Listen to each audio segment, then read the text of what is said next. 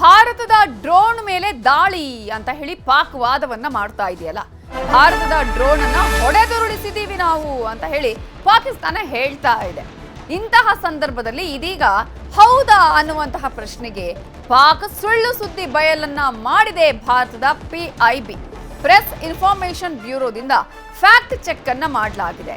ಏನಾಗಿದೆ ಆಗ ಅಂತ ಹೇಳಿದ್ರೆ, ಹಳೆಯ ಫೋಟೋವನ್ನ ಒಂದು ಪೋಸ್ಟ್ ಮಾಡಿ ಇದು ಭಾರತದ್ದು, ಈ ಡ್ರೋನ್ ಅನ್ನ ನಾವು ಹೊಡೆದುರುಳಿಸಿದ್ದೀವಿ ಅಂತ ಹೇಳಿ ಪಾಕಿಸ್ತಾನ ಇದೀಗ ವಾದವನ್ನ ಮಾಡ್ತಾ ಇದೆ. ಈ ಹಿಂದೆ ಕೂಡ ಯಾವುದಾದ್ರೂ ಒಂದು ಕ್ಷಿಪಣಿಯ ಪರೀಕ್ಷೆಯ ಸಂದರ್ಭದಲ್ಲೂ ಕೂಡ ಇಂತಹದ್ದೇ ಒಂದು ವಿಡಿಯೋವನ್ನ ಪೋಸ್ಟ್ ಮಾಡಿ ನಾವು ಅಲ್ಲಿ ಪರೀಕ್ಷೆ ಮಾಡ್ತಾ ಇದ್ದೀವಿ ಅನ್ನುವಂತಹ ರೀತಿಯಲ್ಲಿ ಹೆದರಿಸುವ ಕೆಲಸ ಮಾಡ್ತು. ಆನಂತರ ಗೊತ್ತಾಯ್ತು ಇದು ಹಳೆ ವಿಡಿಯೋ ಅಂತ ಹೇಳಿ. ಯಾಕೆ ಪಾಕಿಸ್ತಾನ ಈ ರೀತಿಯಾಗಿ ಮತ್ತೆ ಮತ್ತೆ ತಮ್ಮ ಮರ್ಯಾದೆಯನ್ನು ತಾನೇ ಕಳ್ಕೊಳ್ತಾ ಇದೆಯೋ ಗೊತ್ತಿಲ್ಲ, ಅಥವಾ ಇಲ್ಲ ನಾವು ಕೂಡ ಅದಕ್ಕೆ ಒಂದು ಸರಿಯಾದ ರೀತಿಯಲ್ಲಿ ನಾವು ಪ್ರತಿಕಾರ ತೀರಿಸ್ಕೊಳ್ತೀವಿ ಅಂತ ನಿನ್ನೆ ಏನು ಹೇಳ್ತಾ ಇದ್ರಲ್ಲ ಪ್ರಧಾನಿಗಳು, ಅದೇ ರೀತಿಯಾಗಿ ಪಾಕಿಸ್ತಾನದಲ್ಲಿ ಅವರೀಗ ಹೇಳ್ತಾ ಇರುವಂತಹ ರೀತಿ, ನಡ್ಕೊಳ್ತಾ ಇರುವಂತಹ ರೀತಿಯನ್ನ ನೋಡಿದ್ರೆ ಆತಂಕ ಆಗಿರೋದಂತೂ ಸಹಜ.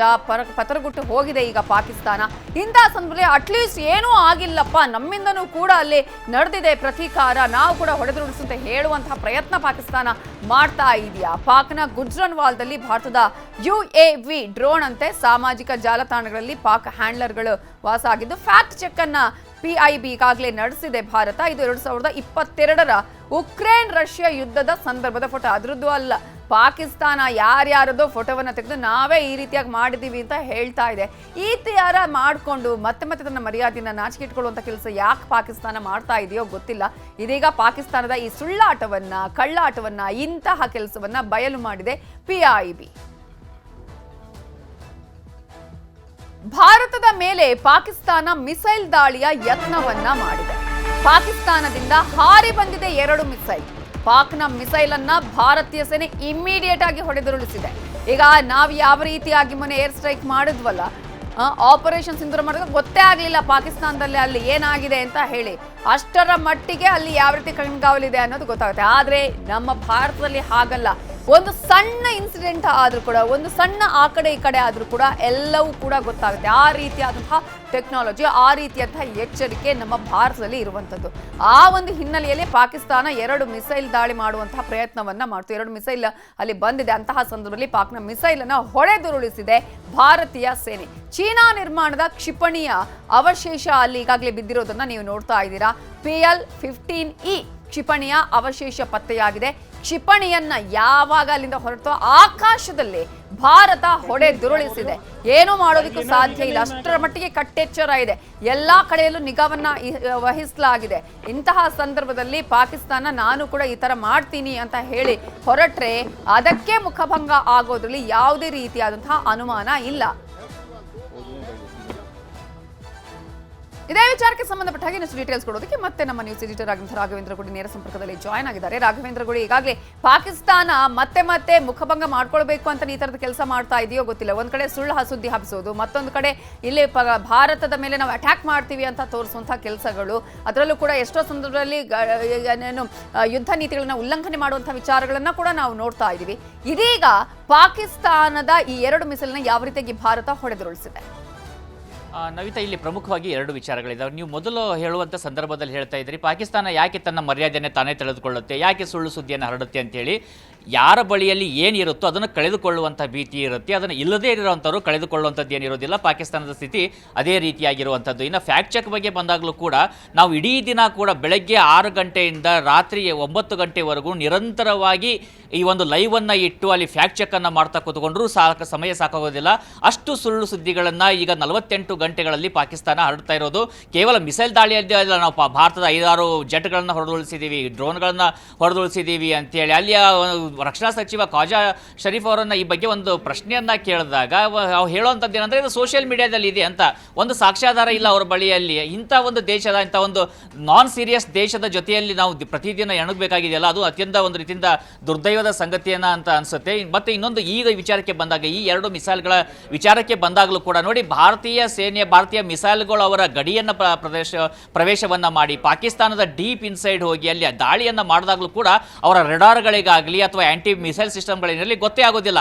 ಅದೇ ಭಾರತಕ್ಕೆ PL-15E ಅಂತಕ್ಕಂಥ 2 ಮಿಸೈಲ್ಗಳೇನಿವೆ ಅವು ಭಾರತದ ಗಡಿಯನ್ನು ಪ್ರವೇಶ ಮಾಡ್ತಿದ್ದ ಹಾಗೇನೆ ಅಮೃತ್ಸರ್ ಬಳಿಯಲ್ಲಿ, ಪಂಜಾಬ್ನ ಅಮೃತ್ಸರ್ ಬಳಿಯಲ್ಲಿ ಇಮಿಡಿಯೇಟ್ ಆಗಿ ಭಾರತದ short range anti missile system ಏನಿದೆ SARM ಅದು ಅದನ್ನ ಅಟ್ಯಾಕ್ ಮಾಡುತ್ತೆ. ಇಮಿಡಿಯೇಟ್ ಆಗಿ ಅವೆರಡನ್ನು ಕೂಡ ಹೊಡೆದುರುಳಿಸಿರುವಂಥದ್ದು. ಅಂದ್ರೆ ಅದರ ಕ್ವಾಲಿಟಿ ಗೊತ್ತಾಗ್ತಾ ಇದೆ. ಬಹುತೇಕವಾಗಿ ಈಗ ನೋಡಿ, ನಮ್ಮ ಮನೆಯಲ್ಲಿ ಯಾವುದೋ ಒಂದು ಹಳೆ ಕಬ್ಬಣನೋ ಹಳೆ ಪಾತ್ರೆನೋ ಯಾವುದೋ ಒಂದು ರದ್ದಿನೇ ಇರುತ್ತೆ, ನಾವೇನು ಮಾಡ್ತೀವಿ ಅದನ್ನ ಡಂಪ್ ಯಾರ್ಡ್ಗೆ ಹಾಕ್ತೀವಿ. ಚೀನಾಕ್ಕೆ ಪಾಕಿಸ್ತಾನ ಅನ್ನುವಂಥದ್ದು ಹಂಗೆ ಒಂದು ಡಂಪ್ ಯಾರ್ಡ್ ಇದ್ದಾಗೆ.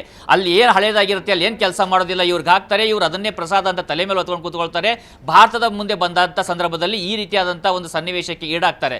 ಕೊನೆಯದಾಗಿ ಏನಾಗುತ್ತೆ, ಅವರಿಗೆ ತಮ್ಮ ಜನರ ಮಧ್ಯದಲ್ಲಿ ಏನಾದರೂ ಒಂದು ತೋರಿಸ್ಕೊಳ್ಬೇಕಲ್ಲ, ನಾವು ಏನೋ ಒಂದು ಮಾಡ್ತಾ ಇದ್ದೀವಿ ಅಂತೇಳಿ. ಯಾಕಂದ್ರೆ ಪಾಕಿಸ್ತಾನದಲ್ಲಿ ಎಷ್ಟೇ ಬಡತನ ಇರಲಿ, ಏನೇ ಇದ್ರೂ ಅಲ್ಲಿಯ ಜನರಿಗೆ, ಅಲ್ಲಿಯ ಸೇನೆ ಮೇಲೆ ಒಂದು ನಂಬಿಕೆ ಇರುವಂಥದ್ದು ಏನಂದ್ರೆ, ಒಂದು ವೇಳೆ ಮುಂದೆ ಭವಿಷ್ಯದಲ್ಲಿ, ಯಾಕಂದ್ರೆ ಅವರು ಗಾಜ್ವಾಯ ಹಿಂದ್ ಮಾಡ್ಬೇಕಂತಾರಲ್ಲ, ಗಾಜ್ವಾಯ ಹಿಂದ್ ಬದಲು ಏನಾದರೂ ಗಾಜ್ವಾಯ ಹಿಂದೂಸ್ತಾನೇ ಭಾರತ ಮಾಡೋದಕ್ಕೆ ಹೋಗ್ಬಿಟ್ರೆ ನಮ್ಮನ್ನು ರಕ್ಷಣೆ ಮಾಡೋದಕ್ಕೆ ನಮ್ಮ ಸೇನೆ ಇದೆ ಅನ್ನುವಂಥದ್ದು. ಆದರೆ ಅಲ್ಲಿಯ ಸೇನೆಗೆ ಭಾರತದ ಮಿಸೈಲ್ಗಳು ಹೋದ್ರೂ ತಡೆಯೋದಕ್ಕಾಗ್ತಾ ಇಲ್ಲ. ಭಾರತಕ್ಕೆ ಮಿಸೈಲ್ಗಳನ್ನು ಬಂದರೂ ಕೂಡ ಅದನ್ನ ಇಲ್ಲಿ ಗುರಿಯನ್ನು ಮುಟ್ಟಿಸೋದಕ್ಕೆ ಸಾಧ್ಯ ಆಗ್ತಿಲ್ಲ. ಇಷ್ಟು ಸೋಲಿನ ಮೇಲೆ ಸೋಲು, ಅವಮಾನದ ಮೇಲೆ ಅವಮಾನವನ್ನು ಅನುಭವಿಸ್ತಾ ಇರುವಂಥ ಅಲ್ಲಿಯ ಸೇನೆಗೆ ಅಲ್ಲಿಯ ಜನರ ನಂಬಿಕೆಯನ್ನು ಕೂಡ ಕಳೆದುಕೊಂಡು ಬಿಟ್ರೆ ಆ ದೇಶ ಒಂದು ದೇಶ ಆಗಿರೋದಕ್ಕೆ ಸಾಧ್ಯ ಇಲ್ಲ. 4 ದೇಶಗಳ ಹುಟ್ಟೋದ್ರಲ್ಲಿ ಸಮಯ ಕೂಡ ಬೇಕಾಗೋದಿಲ್ಲ. ಹೀಗಾಗಿ ಅನಿವಾರ್ಯವಾಗಿ ಕೊನೆ ಕ್ಷಣದ ಪ್ರಯತ್ನ ಅನ್ನುವಂತ, ಹೇಗೆ ವೆಂಟಿಲೇಟರ್ ಅಲ್ಲಿರೋ ಒಬ್ಬ ವ್ಯಕ್ತಿಗೆ ಆಕ್ಸಿಜನ್ ಹಾಕೋದು, ಏನೋ ಒಂದು ಮೆಡಿಸಿನ್ ಅನ್ನು ಕೊಟ್ಟು ಬದುಕಿಸಿಕೊಳ್ಳೋ ಪ್ರಯತ್ನ ಮಾಡ್ತಾರೆ ಪಾಕಿಸ್ತಾನ ಸೇನೆ. ರಾಘವೇಂದ್ರ ಗುಡಿ ನಿಮ್ಮಿಂದ ಮಾಹಿತಿಯನ್ನ ಪಡ್ಕೊಳ್ತೀನಿ. ಇದೀಗ ಬಂದಿರುವಂತಹ ಒಂದು ಬ್ರೇಕಿಂಗ್ ನ್ಯೂಸ್ ಪ್ರಕಾರ ಆಪರೇಷನ್ ಸಿಂಧೂರ್ನಲ್ಲಿ 100 ಉಗ್ರರ ಸಂಹಾರ ಆಗಿದೆ. ನಿನ್ನೆ ಈ ಒಂದು ಲೆಕ್ಕಾಚಾರದಲ್ಲಿ 70, 80, 100 ಈ ತರದ ಲೆಕ್ಕಾಚಾರಗಳು ಕೇಳಿ ಬರ್ತಾ ಇತ್ತು. ಆದ್ರೆ ಇದೀಗ ಆಪರೇಷನ್ ಸಿಂಧೂರ್ನಲ್ಲಿ 100 ಶತಕ ಈಗ ದಾಟಿದೆ ಉಗ್ರರ ಸಂಹಾರದ ಲೆಕ್ಕ. ಉಗ್ರರ ಸಾವಿನ ಸಂಖ್ಯೆ ಇನ್ನೂ ಹೆಚ್ಚಾಗುವ ಸಾಧ್ಯತೆ ಇದೆ. ಇದೀಗ ಕೇಂದ್ರ ಸರ್ಕಾರ ಸರ್ವಪಕ್ಷ ಸಭೆಯಲ್ಲಿ ಮಾಹಿತಿಯನ್ನ ಕೊಟ್ಟಿದೆ. 9 ಸ್ಥಳಗಳಲ್ಲಿ 21 ದಾಳಿಯನ್ನ ಮಾಡಿದೆ ಭಾರತ ಸೇನೆ. ಈಗ ಹೇಳ್ತಾ ಇದ್ವಿ 70, 80 ಅಂತ ಹೇಳಿ, ಅಲ್ಲ, 100 ಉಗ್ರರ ಸಂಹಾರ ಆಗಿದೆ 23 ನಿಮಿಷಗಳ ಈ ಒಂದು ದಾಳಿಯಲ್ಲಿ. ಆಪರೇಷನ್ ಸಿಂಧೂರ್ನಲ್ಲಿ ಬರೋಬ್ಬರಿ 100 ಉಗ್ರರನ್ನ ಸಂಹಾರ ಮಾಡಲಾಗಿದೆ. ಈಗಾಗಲೇ ನಂಬರ್ಗಳನ್ನ ನಾವು ಲೆಕ್ಕ ಇಡ್ತೀವಿ. ಪಾಕಿಸ್ತಾನ ಅಂತ ಹೇಳಿಲ್ಲ ಅಲ್ಲಿ ಎಷ್ಟು ಉಗ್ರರ ಸಾವ ಆಗಿದೆ ಅನ್ನುವಂಥದ್ದು. ಯಾವ ಮುಖ ಇಟ್ಕೊಂಡು ಹೇಳುತ್ತೆ ಅದು ಬೇರೆ ಪ್ರಶ್ನೆ. ಅದರಲ್ಲೂ ಕೂಡ ಅಲ್ಲಿ ಆಗ್ತಾ ಇರುವಂತಹ ಬೆಳವಣಿಗೆಗಳನ್ನ ನೋಡ್ತಾ ಇದ್ರೆ ಪಾಕಿಸ್ತಾನ ಎಷ್ಟೇ ನಾವು ಉಗ್ರರಿಗೆ ಸಹಾಯ ಮಾಡಲ್ಲ ಅಂತ ಹೇಳಿ, ಪೋಷಣೆ ಮಾಡಲ್ಲ ಅಂತ ಹೇಳಿದ್ರು ಕೂಡ ಅವರ ಅಂತ್ಯ ಸಂಸ್ಕಾರದಲ್ಲಿ ಪಾಲ್ಗೊಳ್ತಾ ಇರುವಂಥದ್ದು. ಪಾಕ್ನ ಸೇನೆ ಅಲ್ಲಿ ಅಂತ್ಯ ಸಂಸ್ಕಾರವನ್ನ ಮಾಡ್ತಾ ಇರುವ ದೃಶ್ಯಗಳನ್ನು ಕೂಡ ನಾವು ನಿಮಗೆ ತೋರಿಸ್ತಾ ಇದ್ದೀವಿ. ಇಂತಹ ಸಂದರ್ಭದಲ್ಲಿ ಇದೀಗ ಆಪರೇಷನ್ ಸಿಂಧೂರ್ನಲ್ಲಿ 100 ಉಗ್ರರು ಸಂಹಾರ ಆಗಿದೆ. ಉಗ್ರರ ಸಾವಿನ ಸಂಖ್ಯೆ ಇನ್ನೂ ಹೆಚ್ಚಾಗುವ ಸಾಧ್ಯತೆ ಇದೆ. ಇದೇ ವಿಚಾರಕ್ಕೆ ಸಂಬಂಧಪಟ್ಟ ಹಾಗೆ ಇನ್ನಷ್ಟು ಡೀಟೇಲ್ಸ್ ಕೊಡೋದಕ್ಕೆ ನ್ಯೂಸ್ ಎಡಿಟರ್ ಆಗಿರುವಂತಹ ರಾಘವೇಂದ್ರ ಗುಡಿ ಮತ್ತೆ ಸಂಪರ್ಕದಲ್ಲಿದ್ದಾರೆ. ರಾಘವೇಂದ್ರ ಗುಡಿ, ಈಗಾಗಲೇ ಲೆಕ್ಕಗಳ ಬಗ್ಗೆ ಒಂದಷ್ಟು ರೀತಿಯಂತ ಕನ್ಫ್ಯೂಷನ್ ಇತ್ತು. 70, 80, 100 ಒಂದೊಂದು ರೀತಿಯಲ್ಲಿ ಕೇಳಿ ಬರ್ತಾ ಇತ್ತು.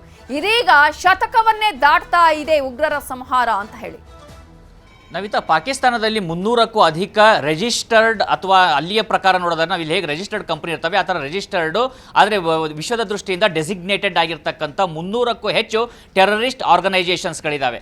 30,000ಕ್ಕೂ ಅಧಿಕ ರ್ಯಾಡಿಕಲೈಸೇಷನ್ ಅನ್ನು ಹರಡುವಂಥ ತುಂಬುವಂಥ ಮದ್ರಸಾಗಳಿದ್ದಾವೆ. ಹಕಾನಿ ನೆಟ್ವರ್ಕ್ ಅಲ್ಲಿದೆ, ತಾಲಿಬಾನಿ ನೆಟ್ವರ್ಕ್ ಅಲ್ಲಿರುವಂಥದ್ದು. ಅಂದರೆ ಆ ದೇಶದ ಜನಸಂಖ್ಯೆಗೆ ಹೋಲಿಸಿದಾಗ ಎಷ್ಟು ದೊಡ್ಡ ಮಟ್ಟದಲ್ಲಿ ಉಗ್ರರು ಇರಬಹುದು, ಅದರಲ್ಲಿ ಎಷ್ಟು ದೊಡ್ಡ ಮಟ್ಟದಲ್ಲಿ ಭಾರತದಲ್ಲಿ ಬಂದು ಇಲ್ಲಿ ಏನಾದರೂ ಮಾಡಿ ಕೊನೆಗೆ ತಮ್ಮ ಒಂದು ಅಲ್ಲಿ ಏನು ಅವರು ಟೆರರಿಸ್ಟ್ ಅಲ್ಲಿ ಅವ್ರಿಗೇನು ಬ್ರೈನ್ ವಾಶ್ ಅನ್ನ ಮಾಡಿರ್ತಾರೆ ಆ ಥರ ಸತ್ತು ಸ್ವರ್ಗಕ್ಕೆ ಹೋಗುವಂಥ ಕನಸನ್ನು ಕಾಣ್ತಾ ಇರ್ಬೋದು ಅಂತ ಊಹೆಯನ್ನೇ ಮಾಡ್ಕೊಳ್ಳೋದಕ್ಕೆ ಸಾಧ್ಯ ಆಗೋದಿಲ್ಲ. ಅದೇ ಕಾರಣದಿಂದಾಗಿ ನಾವು ಅವಾಗಲೂ ಹೇಳ್ತಾ ಇದ್ದಿದ್ದು ಈ ಆಪರೇಷನ್ ಸಿಂಧೂರ ಅಂತಕ್ಕಂಥದ್ದೇನಿದೆ ಇದು ಅಂತ್ಯ ಅಲ್ಲ, ಆರಂಭ ಅಷ್ಟೇ.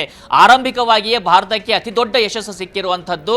ಯಾಕಂದರೆ 9 ಟೆರರಿಸ್ಟ್ ಫ್ಯಾಕ್ಟ್ರಿಗಳನ್ನು ಅಲ್ಲಿ ನಾಶ ಮಾಡಲಾಗಿದೆ. ಇನ್ನೂ ಕೂಡ 200ಕ್ಕಿಂತ ಹೆಚ್ಚು ಟೆರರಿಸ್ಟ್ ಫ್ಯಾಕ್ಟ್ರಿಗಳಿದ್ದಾವೆ. ಆದರೆ ಈಗ 9ಕ್ಕೂ ಹೆಚ್ಚು ಟೆರರಿಸ್ಟ್ ಫ್ಯಾಕ್ಟ್ರಿಗಳು, ಅಂದರೆ ನಾವು ಮರ್ಕಜಾಗಳೇನಿದ್ದಾವೆ, ಆ ಟ್ರೈನಿಂಗ್ ಕ್ಯಾಂಪ್ಗಳೇನಿದ್ದಾವೆ ಅದನ್ನು ಹೊಡೆದಾಕಲಾಗಿದೆ. 21 ಸ್ಥಳಗಳಲ್ಲಿ ದಾಳಿಯನ್ನು ಮಾಡಿರುವಂಥದ್ದು. 100ಕ್ಕೂ ಅಧಿಕ ಉಗ್ರರನ್ನ ಸದೆ ಬಡಿದಿರುವಂಥದ್ದು ಈಗ ಭಾರತೀಯ ರಕ್ಷಣಾ ಪಡೆಗಳು. ಆದರೆ ಇದಷ್ಟಕ್ಕೆ ಸಾಕಾಗೋದಿಲ್ಲ, ಇನ್ನೂ ಕೂಡ ಮುಂದಿನ ಹಂತದಲ್ಲಿ ದೊಡ್ಡ ಮಟ್ಟದ ಒಂದಿಷ್ಟು ಪ್ರತೀಕಾರದ ಕ್ರಮಗಳನ್ನು ತೆಗೆದುಕೊಳ್ಳುವಂಥ ಸಾಧ್ಯತೆಗಳಿದ್ದಾವೆ. ಆದರೆ ಇವತ್ತು ವಿಪಕ್ಷಗಳ ಮುಂದೆ ಸ್ವತಃ ಕೇಂದ್ರ ಸರ್ಕಾರವೇ ಈ ಅಂಕಿಅಂಶಗಳನ್ನು ಕೊಟ್ಟಿರುವಂಥದ್ದು ಕೂಡ ಪ್ರಾಮುಖ್ಯತೆಯನ್ನು ಪಡೆದುಕೊಳ್ಳುತ್ತೆ. ಯಾಕಂದರೆ ಬಾಲಾಕೋಟ್ ಸಂದರ್ಭದಲ್ಲಿ ನಾವು ನೋಡ್ತಾ ಇದ್ವಿ, ಅವಾಗ ಅಲ್ಲಿ 300ಕ್ಕೂ ಅಧಿಕ ಜನ ಒಂದೇ ರೂಫ್ನಲ್ಲಿ ಇದ್ರು ಅವತ್ತು ಟೆರರಿಸ್ಟ್ಗಳು. ಹಾಗಿದ್ದಾಗಿ ಮುಖ್ಯವಾಗಿ ಕೂಡ ಅವತ್ತು ಕೂಡ ಸ್ಕಾಲ್ಪ್ ಮಿಸೈಲನ್ನು ಬಳಕೆ ಹ್ಯಾಮರ್ ಮಿಸೈಲನ್ನು ಬಳಕೆ ಮಾಡಿಕೊಳ್ಳಲಾಗಿರುತ್ತೆ. ಅದು ಕೂಡ ಹೋಲ್ ಮಾಡಿ ಒಳಗಡೆ ಹೋದಾಗ ಬಹುತೇಕವಾಗಿ ಯಾವ ವಿಪಕ್ಷಗಳು ಕೂಡ ನಂಬೋದಕ್ಕೆ ಸಿದ್ಧ ಇರಲಿಲ್ಲ. ಪ್ರತಿಯೊಬ್ಬರು ಪ್ರಶ್ನೆಯನ್ನ ಮಾಡ್ತಾ ಇದ್ರು, ನಮಗೆ ಸಾಕ್ಷಿಯನ್ನ ಕೊಡಿ ಅಂತೇಳಿ. ಅದಕ್ಕೆ ಅದೇ ಕಾರಣದಿಂದಾಗಿ ಈ ಬಾರಿ ಸೇನೆ ಎಲ್ಲವನ್ನೂ ಕೂಡ ಲೈವ್ ರೆಕಾರ್ಡಿಂಗ್ ಮಾಡ್ಕೊಂಡಿದೆ, ಸಾಕ್ಷ್ಯಾಧಾರವನ್ನು ಒದಗಿಸ್ತಾ ಇದೆ. ಜೊತೆಗೆ ಪಾಕಿಸ್ತಾನ ಕೂಡ ಸಾಕಷ್ಟು ಸಾಕ್ಷ್ಯಾಧಾರವನ್ನ ಒದಗಿಸ್ತಾ ಇರುವಂತದ್ದು. ಈಗ ಕೇಂದ್ರ ಸರ್ಕಾರ ಕೊಟ್ಟಿರುವಂತಹ ಅಂಕಿ ಸಂಖ್ಯೆಯನ್ನು ನೋಡೋದಾದ್ರೆ 100ಕ್ಕೂ ಅಧಿಕ ಶಂಕಿತ ಉಗ್ರರು ಅಥವಾ ಉಗ್ರರನ್ನ ಸದೆಬಡಿಯಲಾಗಿದೆ, ಅವರು ಸಾವನ್ನಪ್ಪಿರುವಂತದ್ದು. ಆದ್ರೆ ಅಲ್ಲಿ ಆಗಿರುವಂತಹ ದಾಳಿಯ ಅತ್ಯಂತ ಬೃಹತ್ ಮಟ್ಟದ ದಾಳಿಯ ಡಿವಾಸ್ಟೇಷನ್ ಅನ್ನ ಗಮನಿಸ್ತಾ ಇದ್ರೆ ಒಂದೊಂದು ಮರ್ಕಜಲ್ಲಿ ಇದ್ದಂತ ಸಂಖ್ಯೆ, ಅಲ್ಲಿ ಟ್ರೈನಿಂಗ್ ತೆಗೆದುಕೊಳ್ತಿರುವಂತಹ ಉಗ್ರರ ಸಂಖ್ಯೆಯನ್ನ ಗಮನಿಸ್ತಾ ಇದ್ರೆ 100 ಕೂಡ ಅತಿ ಕಡಿಮೆ ಅನ್ಸುತ್ತೆ. ಆದ್ರೆ ಈಗ ಸರ್ಕಾರ 100 ಅಂತ ಹೇಳ್ತಾ ಇರೋದ್ರಿಂದ ನಾವು ಕೂಡ 100 ಅಂತ ಹೇಳಬೇಕಾಗುತ್ತೆ Navitha. Okay, thank you Raghavendra Gowdi ಡೀಟೇಲ್ಸ್ಗೆ.